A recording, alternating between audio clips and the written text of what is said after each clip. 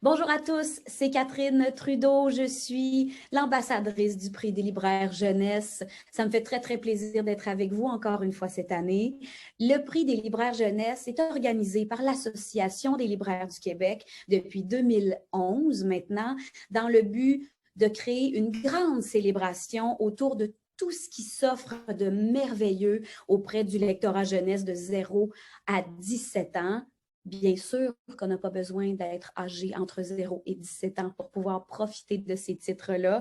Aujourd'hui, on va découvrir ensemble les 24 titres qui ont été ciblés par les différents comités de sélection pour leur qualité littéraire, narrative, graphique, esthétique, pour leur grande qualité aussi de force, de drôlerie, de douceur, d'inventivité, d'imagination. Avant de vous dévoiler les titres finalistes, permettez-moi de remercier des partenaires très, très chers à la catégorie jeunesse du prix, nos présentateurs officiels, Marquis Imprimeur, Roland et Laurentien. Merci beaucoup. Merci également au Conseil des arts de Montréal qui nous soutiennent depuis 2003 en remettant, entre autres, des bourses de 3 000 $ aux lauréats québécois des catégories 0-5 ans, 6-11 ans et 12-17 ans. Un grand merci donc de nous aider à faire rayonner le talent québécois et la littérature jeunesse. Je vous laisse maintenant entre les mains de deux représentants des comités jeunesse et BD pour découvrir les 24 finalistes, que je félicite d'ailleurs, et bonne lecture.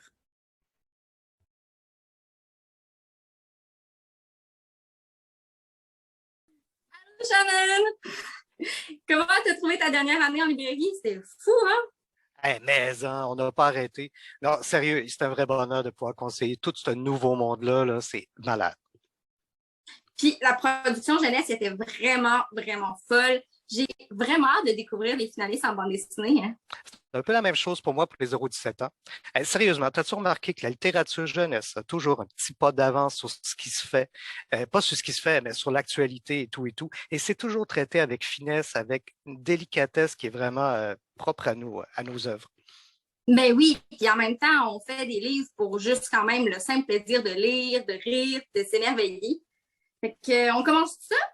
Ben, je suis bien d'accord avec ça, mais avant, faut pas oublier que j'ai pas été tout seul à décider de ces titres-là. J'ai travaillé avec une équipe qui était vraiment formidable, puis j'aimerais ça vous les présenter.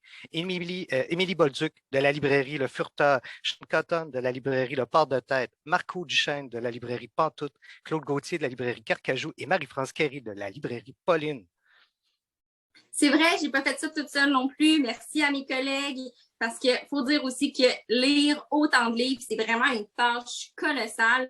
Puis lire en bonne compagnie, c'est toujours mieux. Donc, merci à Étienne Douville de la librairie Indigo, Virginia Hull de la librairie Le Repère, Karine Gadouette de la librairie Harlequin, puis Véronique Tremblay de la librairie Bourgeois. Ben aussi, ça serait important de dire merci aux illustrateurs, aux écrivains, à tous ceux qui ont participé à créer ces beaux petits joues-là qui apparaissent dans nos librairies. Bravo. Et place au dévoilement.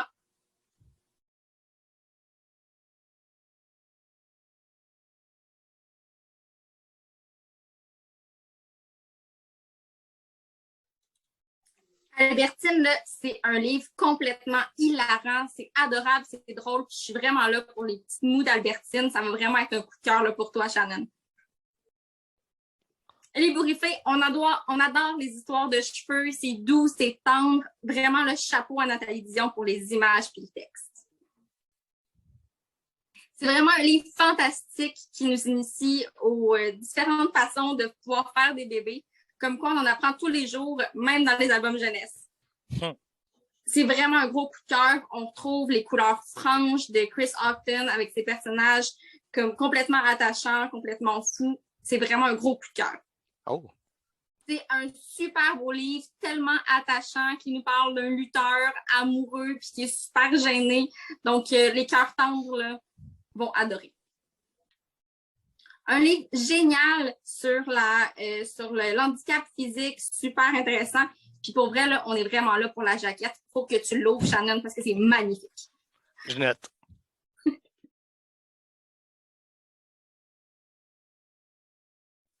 un bel hommage à l'architecte Gaudi, vraiment beau. Puis on retrouve Marianne Ferrer avec ses super beaux dessins. J'ai adoré. Puis on est vraiment là dans un super bel imaginaire. Ah, ça me parle beaucoup, ça. On retombe dans un aspect un peu classique avec un conte un peu plus classique chez Courte Échelle. C'est vraiment un gros coup de cœur pour tout le comité qui a adoré l'aspect un peu classique de la vieille Grèce qui mange tous les enfants. Donc, un livre à lire avec appétit. Avec appétit. Le pauvre dragon, il n'y a plus de feu. Puis là, il faut que Lolo il retrouve son feu. Et c'est hilarant. C'est vraiment, vraiment mignon. C'est Guillaume Perrault qui est aux images. Puis le premier texte, en fait, de Patrice Michaud. Vraiment, là, un super beau livre à découvrir. Avec une fin, là, boum! Un conte pour enflammer nos lecteurs. Exactement. On parle plus souvent de Baba Yaga pour les jeunes. Puis là, tout d'un coup, on commence à parler là, de la maison qui parcourait le monde avec la Baba Yaga. C'est sa petite fille, en fait, qui doit reprendre la maison de la Baba Yaga, la maison avec les pattes. Donc, à suivre. Un livre super touchant sur l'amitié avec deux enfants qui commencent à jardiner dans un terrain vague. C'est vraiment beau, c'est vraiment doux. Puis, pour vrai, on aime vraiment Sarah Penny Parker. Donc, on ne se plante pas avec cette lecture-là.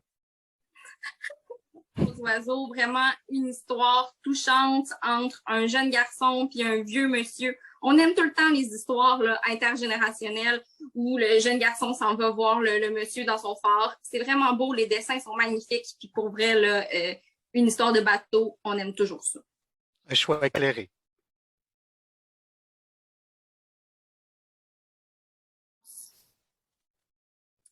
Un petit recueil de nouvelles vraiment charmantes sur différents moments, en fait, où on perd notre innocence de l'enfance. C'est vraiment beau, c'est vraiment punché, puis c'est complètement déchirant. Fait qu'un bon recueil de nouvelles qui s'en fait pas tant que ça en jeunesse, donc bravo. Un choix excitant. Fab vient de déménager en Abitibi, puis elle recommence une nouvelle école et elle s'initie en fait à l'impro. C'est vraiment un livre sur l'adolescence, les changements, puis Fab est complètement attachante, super drôle, puis une chance, elle a de la répartie. Un peu comme moi. J'ai un gros coup de cœur pour Trachanceuse. C'est une adolescente complètement angoissée qui est éco-anxieuse, qui est complètement éco-anxieuse. C'est un texte cru, tendre, totalement authentique, puis c'est de la poésie pour la jeunesse. J'ai tellement rien à rajouter là-dessus. Ça a l'air beau. Je te le conseille vraiment, il est vraiment beau. C'est une histoire vraiment touchante qui est très chère personnellement à moi. Ça parle de la politique de l'enfant unique en Chine, puis à quel point est-ce que ça peut comme séparer des familles. Donc, un livre quand même vraiment, vraiment humain sur une autre réalité qu'on connaît très, très peu. Une petite fille qui a un problème neurologique puis qui va perdre sa vision bientôt. C'est magnifique. C'est l'histoire d'amitié aussi. Puis le livre est vraiment un livre-objet avec du travail dans le texte, des dessins, la perte de la vue. Tout est là. C'est vraiment là, un pavé à lire. Un texte hallucinant dans la collection Griffes qui nous parle d'une lettre écrite par une femme autochtone qui parle en fait de la condition des femmes autochtones, à quel point qu'est-ce qui arrive en fait si elles disparaissent. C'est vraiment touchant, c'est vraiment fort, c'est vraiment d'actualité. C'est très fort, j'ai beaucoup aimé. Celui-là, je l'ai lu.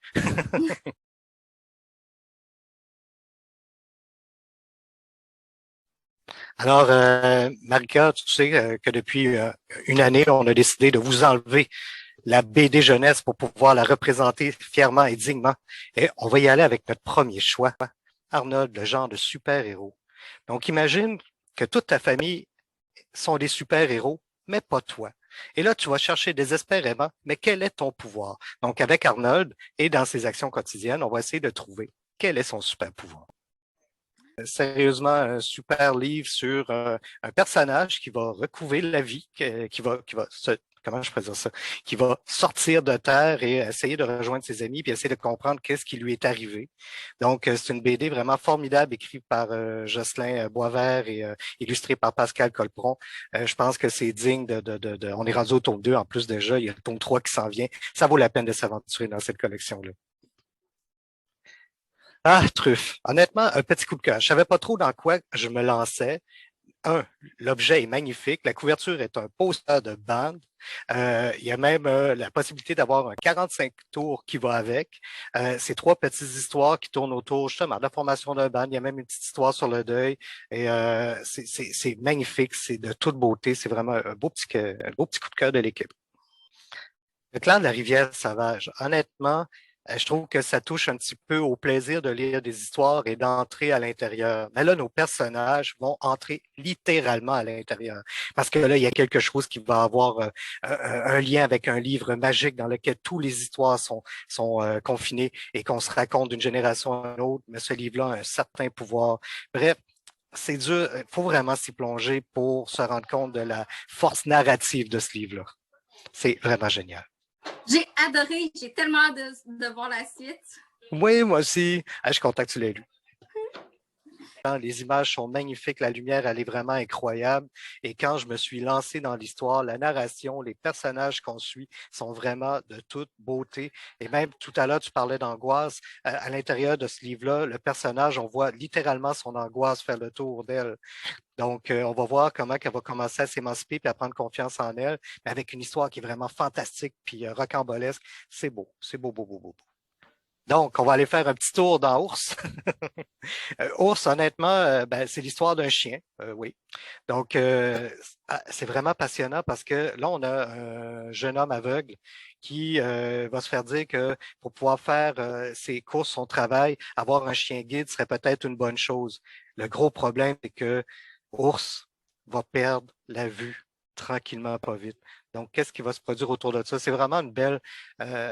je regarde par là parce que je le vois sur mes étagères, mais c'est vraiment un livre génial sur la confiance en soi, sur le fait de se reprendre en main, puis de se fier à ses forces, puis d'y aller de l'avant. C'est un livre qui est magnifique. Les ouvrages, les images sont assez époustouflantes. Sérieusement, un gros coup de cœur aussi. Alors, Marika, dès aujourd'hui, la liste des finalistes sera soumise à tous les libraires du Québec en provenance des librairies indépendantes, des coopératives en milieu scolaire et des chaînes qui éliront par vote électronique un ou une lauréate par catégorie, soit 6 lauréats qui seront couronnés lors d'un événement ayant lieu en février 2022 à Montréal. Je vous invite à consulter le site du prix, prixdeslibraires.qc.ca pour tous les détails. C'est génial. Shannon, c'est vraiment toujours un plaisir de discuter avec toi. J'espère que les gens vont être nombreux à se déplacer en librairie dans les prochaines semaines. Votre sélection est vraiment géniale. Pour vous, Marika. Puis, je pense que là-dessus, on est obligé de retourner travailler. Donc, bonne découverte à tout le monde. Au revoir.